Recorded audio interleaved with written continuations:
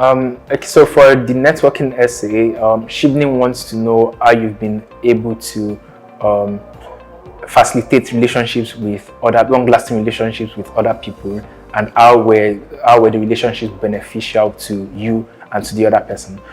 So for the networking essay, I usually say that the leadership and networking essays are very related. And so in the networking essay, I built up on a lot of things I had already talked about in my leadership essay.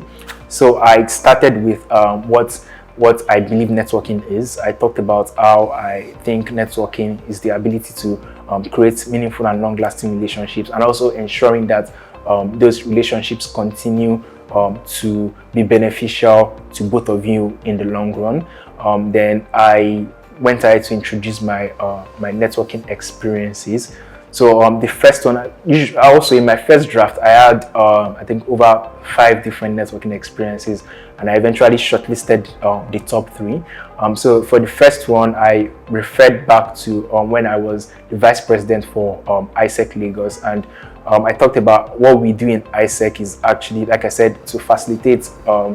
We try to develop leadership abilities in young people, and we do that by facilitating cross-cultural exchanges. That is, we get young people from other countries to come into Nigeria, for example, to work on sustainable development goal projects. So they are doing 2 things. One, they are working, and they'll be working on a social impact project in a foreign country.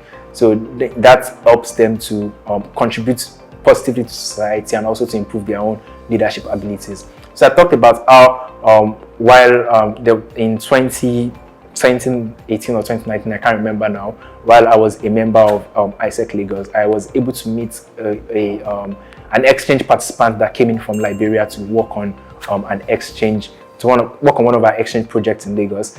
And then after she went back to her country, she came in, made an impact, contributed to Nigerian society. I talked about how after she went back to her country, I kept in touch with her. It was very, very interesting that we were studying in the same field. She was also an engineering student, and I kept in touch with her, and through that relationship I was able to develop with her. When I became the vice president for that same arm that was responsible for attracting global volunteers to Nigeria, to Lagos in particular, I was able to leverage on the relationship I had with her to attract people to attract exchange participants from our school and from our country, Liberia, to the extent that the highest number of exchange participants I had that year as vice president came from Liberia and came from our school, I think. So I was able to, like I said, I made the situation was clear, the task, the action, and the result, which I just explained. And then I think my second example was also related to the slum education project I had, and I talked about the partnership I mentioned in the leadership essay, how I were able to secure a partnership with an organization that enabled us would enable us to send over 20 children to government schools. So I talked about how when we started the project, I knew myself and my team could not do it alone. So we needed to reach out to organizations that had experience in the slum education field. So that was when I was able to meet the team lead of Atlas, that's Access to Learning and School Initiative. So I talked about how through that partnership I was able to secure with him, he went ahead to contribute a lot to that project in terms of the organization and the team lead himself, Mr. Habib. They contributed a lot to volunteer training, and even when we're having issues in the community, with their experience, they were able to help us weather through those problems. And at the end, they were the ones we were able to secure that partnership with to send 20 children to proper government schools. And then I believe the final example was, so I decided to talk about, I think I kept that example. I felt it was strong because I mentioned that was how I got to know about the Chevening scholarship. So I talked about how the situation as well. While I was vice president for ISEC Lagos as well, and I was expecting a global exchange participant, but the project she was supposed to work on was suddenly closed by the organization. So she was already set to come in. I think it was a week before that. I needed to find a substitute social impact project for her to work on. So I talked about how I leveraged on my existing ISEC network to reach out to people who were working in the sustainable development field, and that was how I met Dr. Cassandra Akide of the Neo Child Initiative, TNCI, where they have a lot of health initiative projects regarding children in Nigerian communities. So I was able to secure a partnership with her, and I got an emergency project for my exchange participants to work on. At the same time, I volunteered on the project, and I was able to get other ISEC members to volunteer on that project. And it did not end there.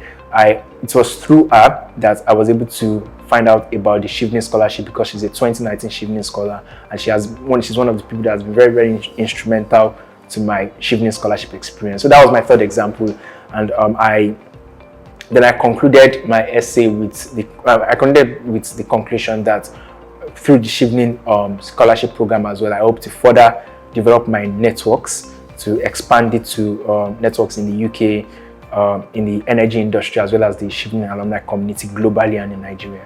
How were you able to pick the ones that you felt were the right ones? Okay, so I looked at the ones that were very, very clear in terms of how I was able to initiate the partnership, what was the problem or the challenge initiating that partnership helped me to solve, and as well as how was the partnership beneficial to both parties, especially to me in the furtherance of my goals at that time.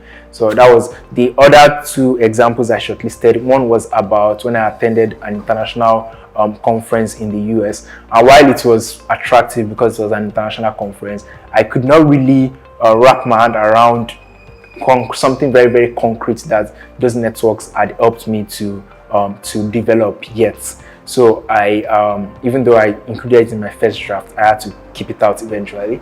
And then I think this other one was also something I did while I was an executive of my faculty in school.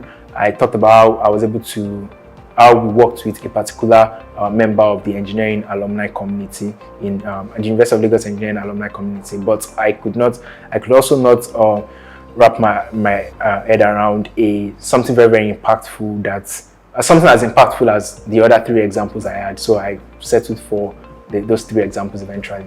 What tools did you use for this essay? Okay, so considering that the leadership and networking essays are based on your own experience and what you've done, so I focused on facts from my own project. So how many people did this networking opportunity help me to impact in the long run?